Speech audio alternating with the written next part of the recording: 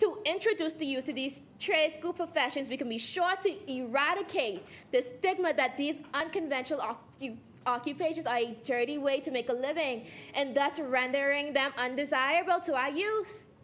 In summary, we are concerned about the future of our youth, and as a result of such, we must create avenues for our youth to grow, sustain, and develop characteristics and skills needed to thrive not only within our country, but also have opportunities to compete on a national and international scale.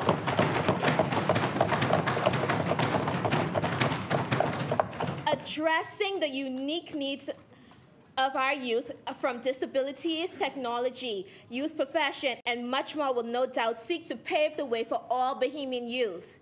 These policies will establish guidelines for cross-sectorial and integrated approach for fostering a shared understanding of the significance of youth development among stakeholders and individuals in the Bahamas. Let us take this moment to remember that the youth of today is the now and not just the future. Mr. Deputy Speaker, I yield. Thank you, Honourable Member.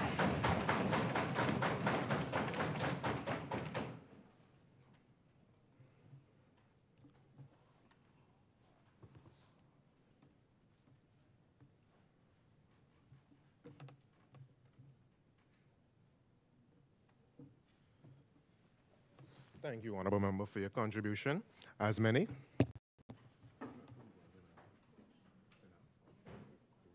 The Chair recognizes the Honourable Member for Golden Isles.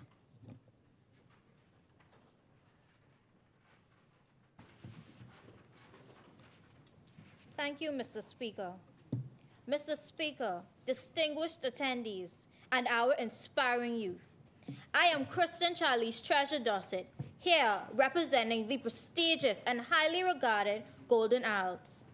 Today, I am here before you to discuss an issue of critical importance, the Bahamas Youth Policy. The future belongs to young people with an education and the imagination to create. Barack Obama. Our young people are the driving force behind innovation, growth, and change. They are not just tomorrow's leader, but are also engaged members of society today.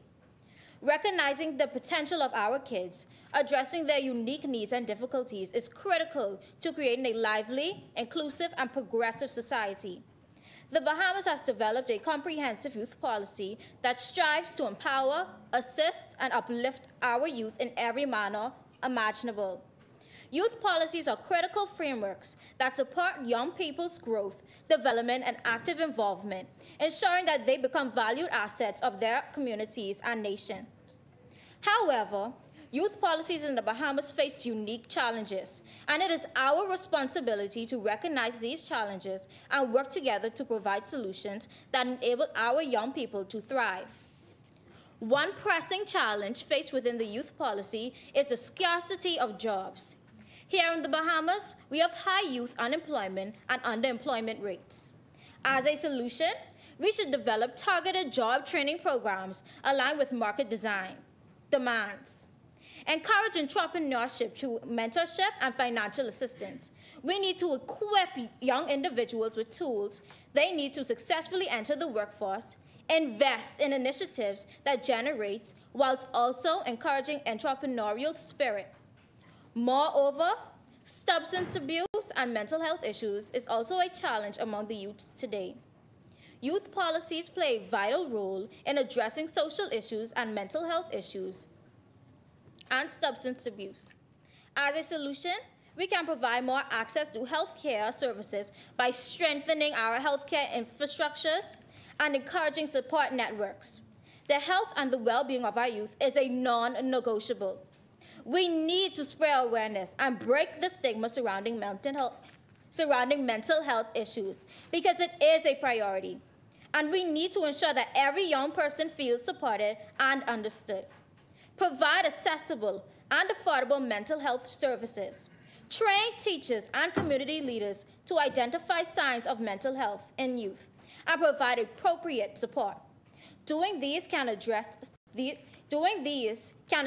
challenges effectively.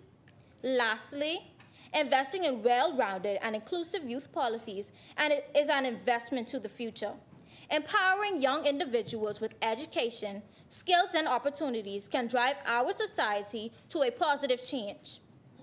Government, non-governmental organizations, and communities, I urge you to collaborate to develop comprehensive and responsive youth policies.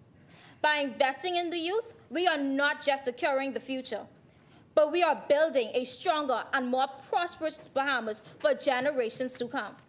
Let us stand beside one another to create an environment where every young person in the Bahamas can dream without limits, strive without obstacles, and achieve beyond boundaries. Thank you very much, Mr. Speaker. Thank you, Honorable Member for Golden Isles, for your contribution. Honorable members, before we proceed, the chair would like to recognize the Honorable Zane Lightburn, Member of Parliament for Yamacraw and Minister of State in the Ministry of Environment and Natural Resources. As many, the chair recognizes the Honorable Member for Yamacraw.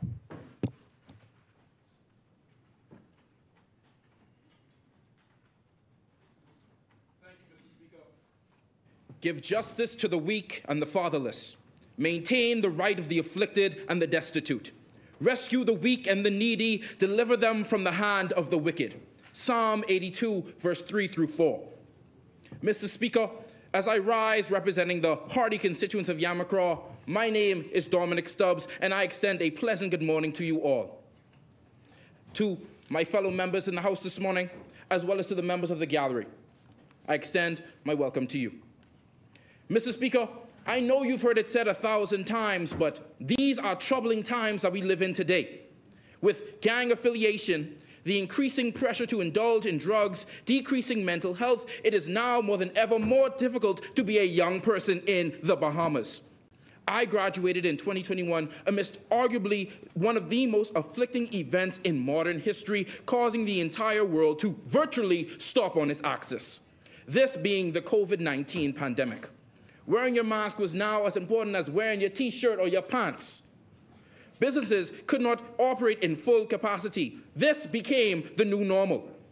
You would think something like that, during something like that, everyone would come together under the sun as one nation. But unfortunately, Mr. Speaker, this optimistic view was not the case. The COVID-19 pandemic decreased the percentage of crimes like homicide by 23%, armed robbery by 41%, and housebreaking by 13%. Yet issues like rape increased by 16%, unlawful sexual intercourse increased by 48%, and domestic violence matters increased by 19%, with 3,283 incidents in 2021 compared to the 2,754 in 2020, not to mention suicide being on the rise. That was truly a time to be alive, Mr. Speaker. Despite these jarring statistics, we persevered. We got through the pandemic and are now getting back into the swing of things. But the issues of domestic abuse and rape and the psychological